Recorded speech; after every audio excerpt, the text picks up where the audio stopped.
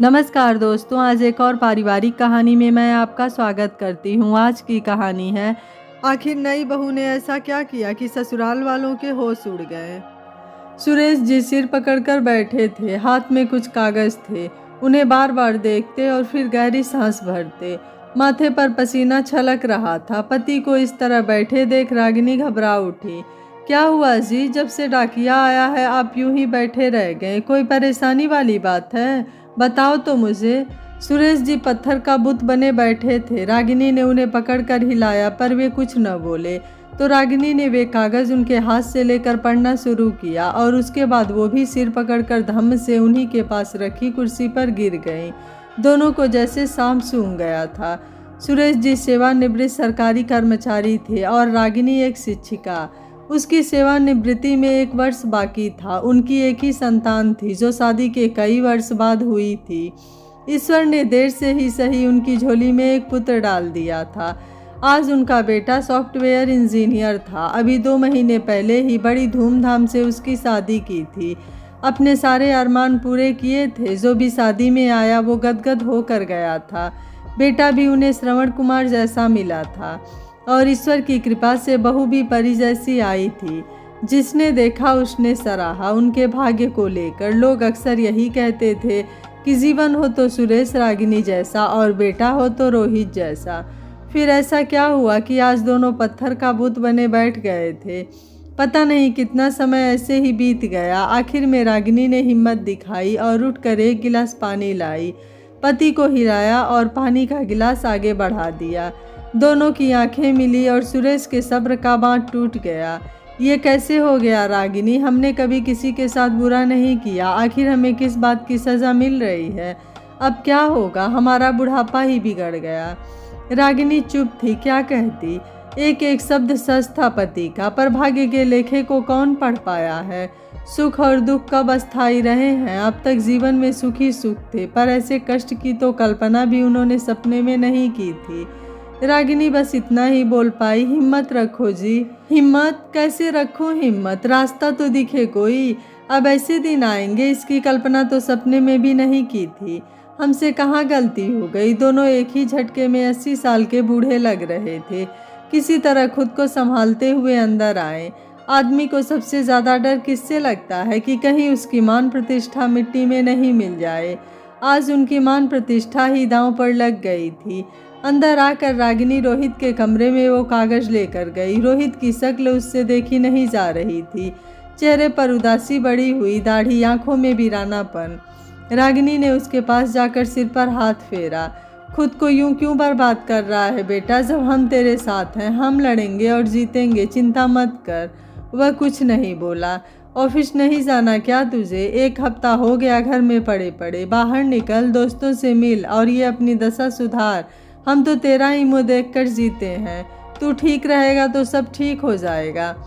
आपको ऐसा लगता है माँ? कैसे ठीक होगा सब? हमारी लाइफ अब पहले जैसी कभी नहीं होगी। मैं क्या करूं समझ में नहीं आ रहा है। रागिनी अपनी आंखों के तारे को इस तरह टूटा हुआ देख दुखी हो उठी। उसका कलेजा फट जा रहा था। वह उस मनहूस घड़ी को याद कर रही थी जिसने उसके हंसते खेलते परिवार की खुशियां लील ली थी। फिर भी हिम्मत कर उसने रोहित को डांटा। मेरा बेटा होकर ऐसी बातें कर रहा है? अब तू बिस्तर छोड़, 15 मिनट में मेरा राजा बेटा बनकर बाहर आ जा। फिर सोचते हैं क्या करना है। रागिनी ने तय कर लिया था कि वह अपने परिवार को इस तरह टूटने नहीं देगी। वह मेज पर खाना लगाने लगी। किसी तरह पति और बेटे को समझाकर खाना खिलाया। 2-4 इधर उधर की बातें की, शायद माहौल हल्का हो जाए, पर कुछ नहीं हुआ। खाना खाकर वे दोनों अपने अपने कमरे में चले गए। रागिनी बर्तन समेट किचन साफ करने लगी, फिर सोफे पर ही लेट गई। उसे याद आने लगे वो पल। वे सब लोग जेठानी जी के यहाँ गए थे। जेठानी जी के मायके में चचेरी बहन की लड़की की शादी थी। जेठ जेठानी जिद करके उन तीनों को भी ले गए। रोहित अभी 26 का ही हुआ था। सुंदर, गठीला, गोरे रंग का रोहित सभी के ध्यान आकर्षण का केंद्र था। वहीं पर प्रिया को पहली बार देखा। सुंदर, मृदु भाषिणी, बड़ी अच्छी लगी, पर मन में कहीं भी ये विचार नहीं था कि वह उसकी बहू बने। वहीं पर उसके माता पिता से परिचय हुआ। वे जेठानी की चचेरी बहन के अच्छे परिचित थे। शादी संपन्न हुई, सब अपने अपने ठिकानों पर लौट आए। कुछ दिन बाद प्रिया के माता पिता को अपने यहाँ देख वह चौंक गई। पता चला वे रिश्ते की बात करने आए थे। रोहित अभी शादी के लिए तैयार नहीं था, पर वे लोग तो पीछे ही पड़ गए। जेठानी जी से भी सिफारिश करवाई। प्रिया MBA कर चुकी थी, ऐसा उन्होंने बताया। आखिर में वह मनहूस घड़ी आई जब उन्होंने इस रिश्ते के लिए हाँ कर दी। प्रिया भी रोहित को पसंद आ गई थी। जानकारी में रिश्ता तय हो रहा था, ये सबसे अच्छी बात थी। पर इंसान कब गिरगिट सा रंग बदल ले पता ही नहीं चलता। दहेज तो चाहिए नहीं था, सब कुछ था ईश्वर की कृपा से। शादी हुई और खूब धूमधाम से हुई। रोहित और प्रिया की जोड़ी बड़ी सुंदर लग रही थी, पर पता नहीं था इस सुंदरता के पीछे काला दुर्भाग्य उनके घर में प्रवेश कर रहा है। शादी के हफ्ते भर बाद दोनों हनीमून पर कुल्लू मनाली चले गए। सब बढ़िया चल रहा था। उनके बेटी नहीं थी। प्रिया के आने से बेटी की कमी भी पूरी हो गई। कोई रोक टोक नहीं, कोई पर्दादारी नहीं, सब साथ उठते बैठते हंसते बोलते। फिर पग फेरे का दिन आया। शादी के 21वें दिन प्रिया के पिता, चाचा, भाई उसे विदा कराने आ पहुँचे। प्रिया चली गई। तय हुआ कि एक हफ्ते बाद रोहित उसे लेने जाएगा। रोहित गया और खाली हाथ लौट आया। पता चला वह अभी 15 दिन और वहीं रहेगी। उसकी सहेली की शादी है। उसके बाद रोहित ने कई बार उससे फ़ोन पर बात की, पर उसके जवाब आड़े टेढ़े ही थे। समझ नहीं आ रहा था कि ऐसा क्या हुआ। फिर एक दिन उसने रोहित से कह दिया कि उसे डाइवोर्स चाहिए। रोहित ने बहुत पूछा, लेकिन उसने कोई संतोषजनक जवाब नहीं दिया। उसने स्वयं फ़ोन किया उसके माता पिता को। वे बोले हमारा वकील बात करेगा। उसने जेठानी को सारी बात बताई। उन्होंने भी कोशिश की, पर वे अपनी बात पर अटल थे कि उनकी बेटी अब वहाँ नहीं रहेगी। समझ नहीं आ रहा था क्या करें और क्या न करें। और आज ये कोर्ट का नोटिस, जिसमें उन पर दहेज एक्ट लगा दिया गया था और ससुर पर छेड़छाड़ का आरोप, सब समझ से परे था। 60 लाख रुपए देने थे और सामान लौटाना था। जब सामान लिया ही नहीं तो लौटाए कैसे? कागज़ों में सामान की फेहरिस्त और गहनों की लिस्ट भी थी, लेकिन सारे गहने तो उसने ही बहू के लिए बड़े चाव से बनवाए थे। उसका माथा ठनका। वह उठकर रोहित के कमरे में गई। प्रिया की अलमारी खोलकर देखने लगी। रोहित बोला, क्या ढूंढ रही हो माँ? इसकी चाबी पता है तुझे? हाँ, ड्रॉयर में पड़ी हुई है, पर बताओ तो। रागिनी ने झट से लॉकर खोला और उसकी आंखें फटी की फटी रह गईं। गहनों के डिब्बे खाली मुंह चिढ़ा रहे थे। उसने रोहित की ओर देखा। बेटा, हम लुट गए। और उसने वो कागजात रोहित की ओर बढ़ा दिए। देख इन लोगों का विश्वासघात, पर तू मत घबराना, हम टूटेंगे नहीं। रोहित भौचक्का सा वो कागज़ देख रहा था। कितना चाहने लगा था प्रिया को। माँ पापा भी कैसे हाथों हाथ रखते थे उसे, और उसने पापा की इज्जत पर कीचड़ उछाल दिया। अब क्या होगा माँ? हम तो इस जाल में उलझ गए। आपका बुढ़ापा, मेरा कैरियर, सब बर्बाद हो गया माँ। पापा कहाँ हैं? उन्हें अकेला मत छोड़िए, वे यह सब सह नहीं पाएंगे। रोहित माँ के साथ पापा के कमरे में गया। वे लेटे हुए थे। आओ बेटा, तुम चिंता मत करो, मैंने वकील से बात की है। वे मेरे घनिष्ठ मित्र हैं। कह रहे थे कि कोर्ट के बाहर ही ले देकर बात सुलझ जाए तो अच्छा है, नहीं तो मामला लंबा खींचेगा। वैसे उनकी पुलिस महकमे में अच्छी जान पहचान है। कह रहे थे ये सब आजकल आम हो गया है। कुछ लोग लूटने की मंशा से ही रिश्ता करते हैं। अब जाल में फंसे हैं तो रास्ता तो ढूंढना ही होगा। पापा, क्या मैं एक बार प्रिया से मिल लूँ? शायद उसे समझा पाऊँ। मिल लो, और मिलना तो मैं भी चाहता हूँ। देखना चाहता हूँ उस बेगैरत की आंखों में जिसने मेरी सामाजिक प्रतिष्ठा को दांव पर लगा दिया है और तेरी जिंदगी को जहन्नुम बना दिया। उसके बाद रोहित ने प्रिया को कई बार फ़ोन किया, लेकिन उसने फ़ोन नहीं उठाया। एक आखिरी कोशिश और करता हूँ, ये सोचते हुए उसने आज फिर फ़ोन लगाया। उसने फ़ोन उठाया तो रोहित ने उससे पूछा कि क्या वह उससे मिलने आ सकता है। तुम किस अधिकार से मुझसे मिलना चाहते हो जब मुझे तुम्हारे साथ रहना ही नहीं है? वो सब ठीक है, नहीं रहना था तो शादी क्यों की, और मेरे पापा पर यह इल्ज़ाम क्यों लगाया? उधर से ठहाका गुजा केस को स्ट्रॉन्ग करने के लिए। अब तुम भुगतो, आगे से फ़ोन मत करना। तुमसे और तुम्हारी फैमिली से मेरा कोई वास्ता नहीं है। आगे जो भी बात होगी हमारा वकील करेगा। रोहित सुन्न सा उसकी बातें सुन रहा था। ऐसे भी लोग हैं दुनिया में, अपने सुख के लिए दूसरों के जीवन में जहर घोलते हैं। फिर उसने खुद को संयत किया, आखिर अपने माता पिता का सहारा भी तो बनना था। रागिनी ने सपने में भी नहीं सोचा था कि कभी उसके परिवार में इतना तनाव और दुख आ जाएगा कि सांस लेना भी मुश्किल हो जाएगा। सबसे ज़्यादा तकलीफ उसे इस बात की थी कि रोहित की हंसी गायब हो गई थी। माता पिता के सामने वह सामान्य बनने की कोशिश करता, लेकिन उसकी आंखों का दर्द छुपा नहीं रहता। जो लोग उनसे परिचित थे वो लोग यह जानकर दुख में सहभागी बन गए थे। सब अपने अपने तरीके से सलाह देते रहते। जो लोग उनसे जलते थे वे कानाफूसी में लगे रहते। जितने लोग उतनी बातें, सब कारण जानना चाहते, लेकिन कारण तो उन्हें ही नहीं पता था, तो वो क्या बताते। कुल मिलाकर हंसने वालों की संख्या ज़्यादा थी। ऐसा ही रोहित के ऑफिस में चल रहा था। वह इतना थका और दुखी सा आता कि बिना कहे सारी बातें रागिनी को समझ में आ जाती। ये दुनिया है ही ऐसी, लोगों को मुफ्त का तमाशा देखने में बड़ा मज़ा आता है। सच्चे मित्र और सुख दुख के सहभागी मिलना तो बड़ी मुश्किल बात है। सुरेश जी ने अपने वकील को घर बुलाकर विचार विमर्श किया। वकील ने पहले ही सुझाव दिया था कि बाहर सेटलमेंट कर लो और दे लेकर मामला रफा दफा करो। यदि ये मामला कोर्ट में चला गया तो आपको ठोकरें खानी पड़ेगी। सुरेश जी अपने बड़े भाई साड़ू साहब, रोहित, वकील और एक दो मित्र को लेकर बात करने प्रिया के घर पहुंचे, पर वहां तो हद ही हो गई। उन्हें आया देख प्रिया के पिता ने पुलिस को फ़ोन कर दिया और बोल दिया कि ये लोग जबरन ही हमारे घर में घुसकर हमें धमका रहे हैं। वे लोग पूरी निष्ठा पर उतर आए थे। पुलिस को वहां आया देखा और उनकी चीख चिल्लाहट सुन वहां भीड़ लग गई। लोग उन्हें दहेज का लोभी समझकर उल्टा सीधा बोल रहे थे। पुलिस को भी पूरी बात कहाँ पता थी। शहर जो दूसरा था। उन्होंने सुरेश जी और रोहित को कस्टडी में ले लिया। प्रिया का बाप चिल्ला चिल्ला कर कह रहा था, देखो दहेज लोभियों को, मेरी फूल सी बच्ची को कितना सताया, कितना कुछ दिया था मैंने कि मेरी बेटी खुश रहे, पर इनका पेट नहीं भरा। अरे कालिख मलो इनके चेहरों पर, तब अक्ल ठिकाने आएगी और लोगों को भी सबक मिलेगा। उसकी मगरमच्छी चीख पुकार से लोग क्रोध में आ रहे थे। यह देख वकील साहब ने इंस्पेक्टर को सारी बात समझाई और उन्हें छोड़ने के लिए कहा। इंस्पेक्टर भला आदमी था। उसने कहा, आप सब लोग जीप में बैठ जाएं, थाने चलकर बात करते हैं। यहाँ रुके तो बात बिगड़ जाएगी। सब लोग जीप में बैठकर वहाँ से चल दिए। सुरेश जी पसीना पसीना हो रहे थे। उनकी हालत बिगड़ी देख रोहित बोला, आसपास कोई अस्पताल है तो वहाँ चलो, पापा की तबीयत बिगड़ रही है। यह सुन इंस्पेक्टर ने जीप एक अस्पताल की ओर मोड़ दी। रोहित पापा को लेकर अस्पताल के अंदर चला गया। इंस्पेक्टर और बाकी लोग बाहर ही रुक गए। वकील और सुरेश जी के बड़े भाई ने इंस्पेक्टर को पूरा वाकया बताया। इंस्पेक्टर भी अचंभित हो उठा।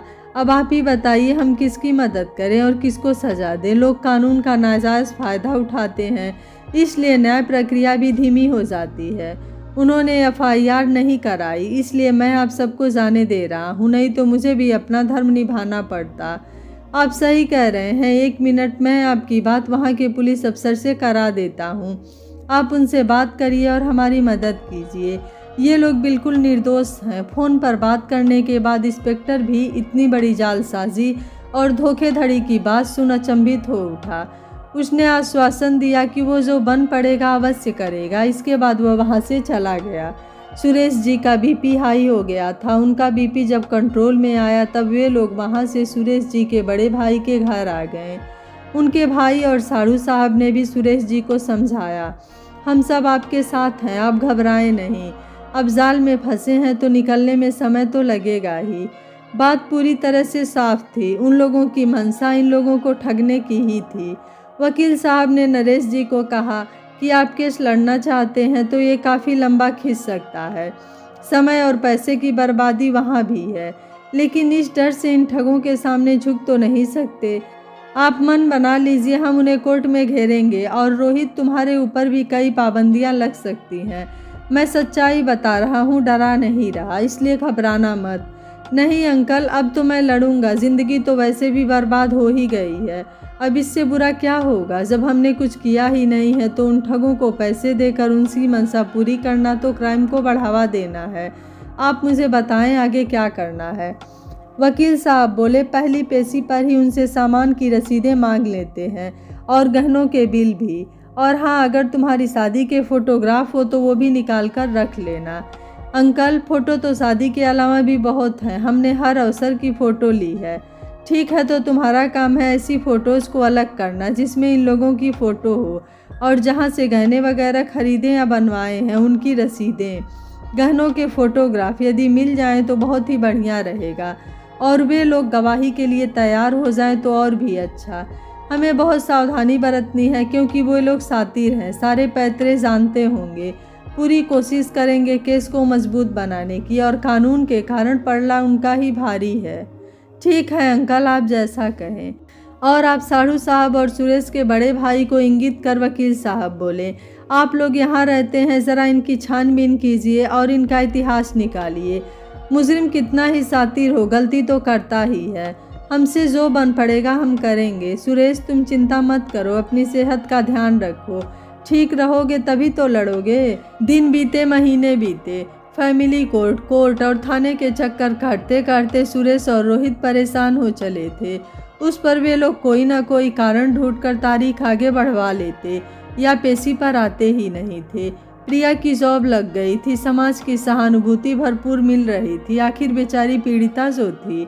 उधर रोहित इस केस के कारण कहीं बाहर नहीं जा पा रहा था। उसको इस बीच कई ऑफर मिले जिसमें उसे अच्छा पैकेज मिल रहा था, पर उसके बाहर जाने पर रोक थी, और वह माँ बाप को ऐसी हालत में अकेला छोड़कर नहीं जा सकता था। पेशी पर पेशी होती रही, समय गुजरता रहा, सारे सबूत थे सामने, पर केस की कछुआ चाल ने जीवन को नर्क बना दिया था। 26 का रोहित 30 का हो चला था, उसका घर कैसे बसेगा? माता पिता यही सोचते रहते, चिंता और तनाव से दोनों बीमार होते जा रहे थे। आज फिर कोर्ट जाना था, सुना था कि नई जज आई हैं, अब वे उनका केस देखेंगी। कोर्ट में प्रिया और उसके घर वालों का इंतजार करते करते समय बीत गया। जज साहिबा ने अगली तारीख दे दी। सुरेश जी को जज साहिबा कुछ जानी पहचानी सी लगी, बहुत याद करने पर याद नहीं आ रहा था। उन्होंने वकील से कहा, क्या जज साहिबा से मिलने का समय मिल सकता है? बस 2 मिनट। वकील ने तिकड़म लगाकर 2 मिनट का समय ले लिया। उनके केबिन में पहुंचते ही जज साहिबा ने बिना सिर उठाए कहा, क्या काम है, जल्दी बोलिए। जी नमस्कार, क्या आप मेरी बात सुन सकती हैं? बड़ी उम्मीद लेकर आया हूँ। गला भर आया था उनका। इस बार जज साहिबा ने सिर उठाया और उन्हें देखते ही हाथ जोड़कर खड़ी हो गईं। अरे अंकल, आप बैठिए बैठिए, आप यहाँ कैसे? क्या हुआ है? आंटी और रोहित कैसे हैं? आपने मुझे नहीं पहचाना? अरे मैं दीपा, आपकी दीपू। आंटी ने मुझे पढ़ाया है, मैं घर पर भी आती थी ट्यूशन के लिए। याद आया? दीपू, तुम जज बन गई हो? बहुत अच्छा लगा बेटा ये जानकर। अंकल, यहाँ तो बात नहीं हो सकती, समय नहीं है अभी, और भी केस देखने हैं। आप वहीं रहते हैं ना? मैं यहाँ से फ्री होकर घर आती हूँ, सबसे मिलना हो जाएगा। आंटी से कहना उनके हाथ का खाना खाए बहुत दिन हो गए। ठीक है बेटा, आना ज़रूर, हमारी नैया अब तुम्हारे हाथ में है, कहकर सुरेश जी कमरे से बाहर आ गए।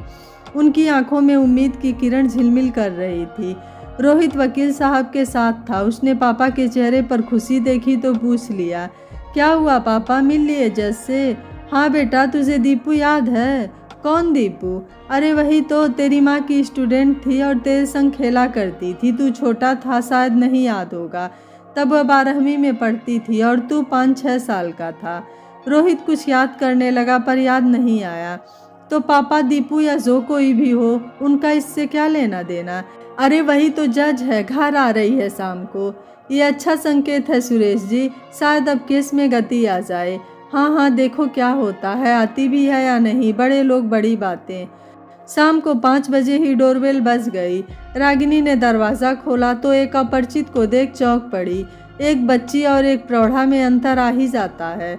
आपने पहचाना नहीं मैडम? अंकल ने आपको नहीं बताया शायद? माफ़ करना, आप जज हैं क्या? उन्होंने बस इतना ही कहा था कि शाम को जज आएंगी। मैं उनकी बात समझ नहीं पाई। अरे आंटी, मैं दीपू, आपकी शिष्या, भूल गई आप? दीपू, तुम इतने दिनों बाद? मैंने चश्मा नहीं पहना तो शक्ल धुंधली दिख रही है।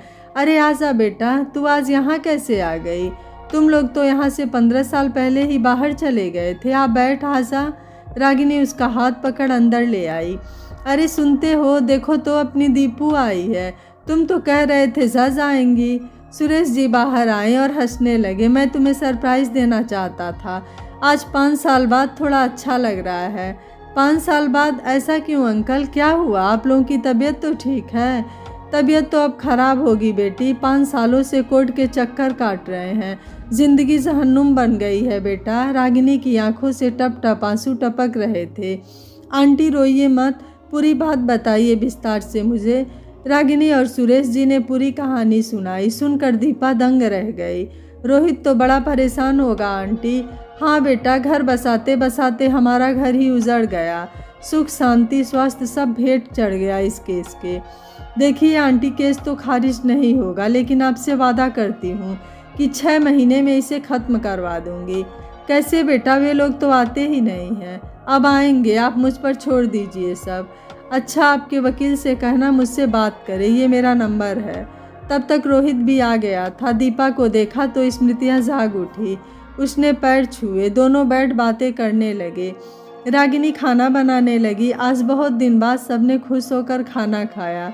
दीपा चली गई। उम्मीद की रोशनी से घर जगमगा रहा था। आज सबका मन शांत था। उस दिन पहली बार वे चैन की नींद सोए। दीपा ने रोहित के केस की फाइल की अच्छे से स्टडी की। उसे समझ में आ गया था कि ये लोग सीधी तरह नहीं मानेंगे। उसने अगली पेशी के लिए सम्मन जारी करवा दिया। अगली पेशी पर प्रिया और उसके पिता को कोर्ट आना पड़ा।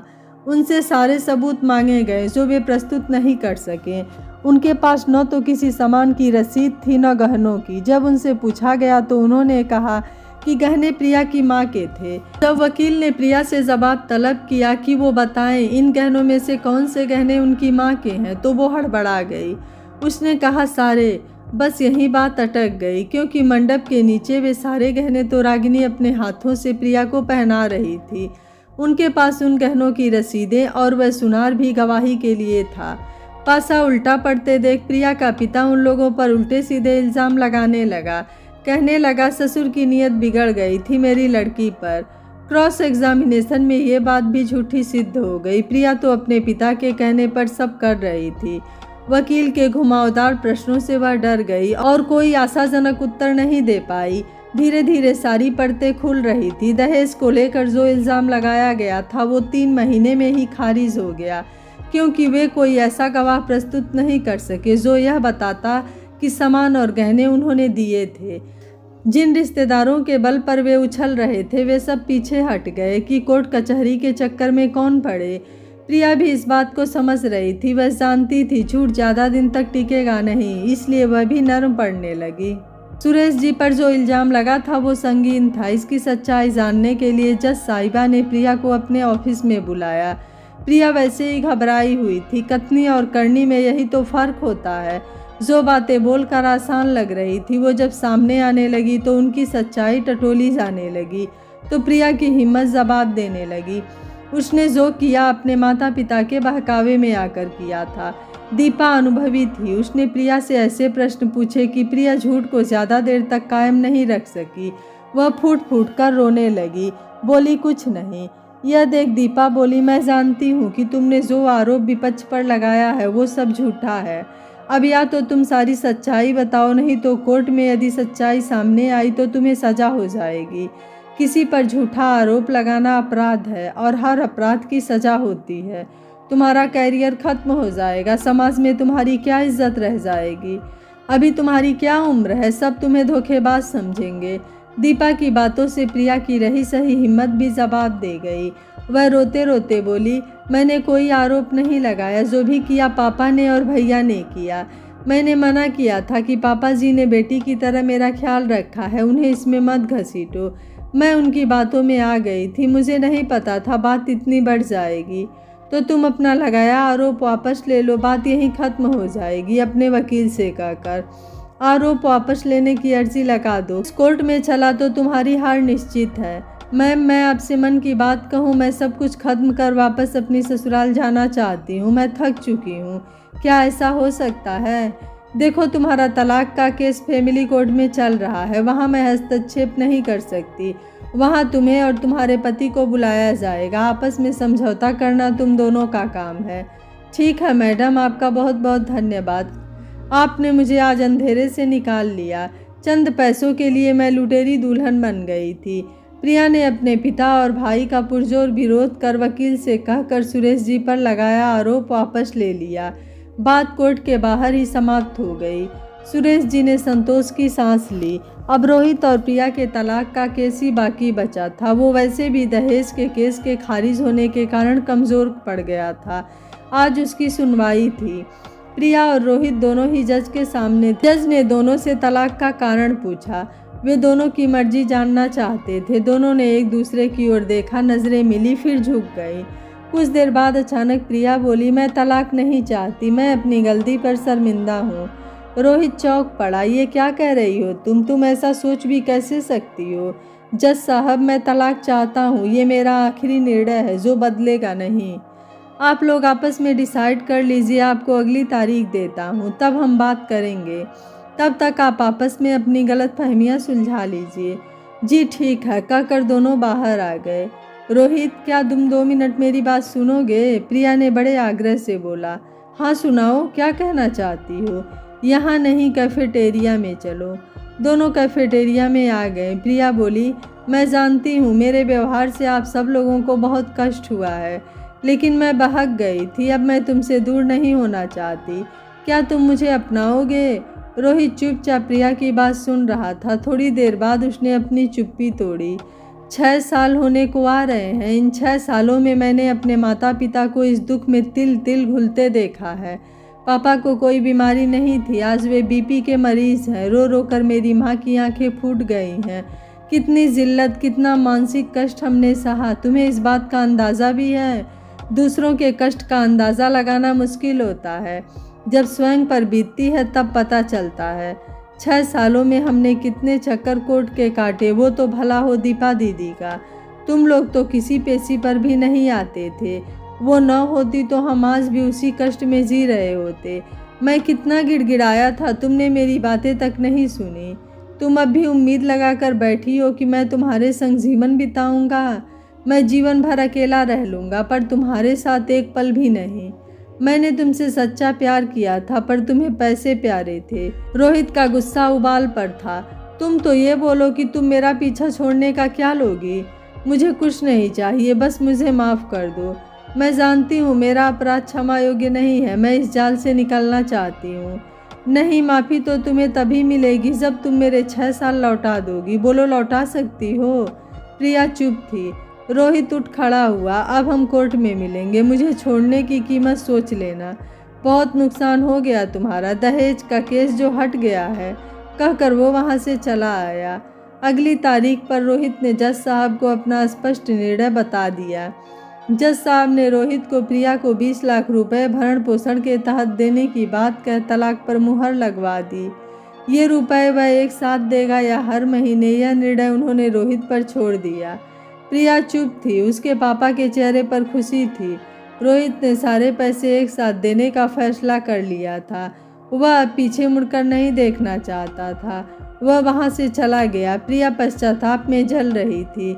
जो जाल उन लोगों ने बुना था, आज प्रिया स्वयं उसमें उलझ गई थी। यह कहानी आपको कैसी लगी? रोहित का फैसला आपको कैसा लगा? आप मुझे अपनी राय कमेंट बॉक्स में ज़रूर दीजिएगा। वीडियो पसंद आया है तो वीडियो को लाइक, शेयर एंड चैनल को सब्सक्राइब कर लीजिएगा। Thank you for watching.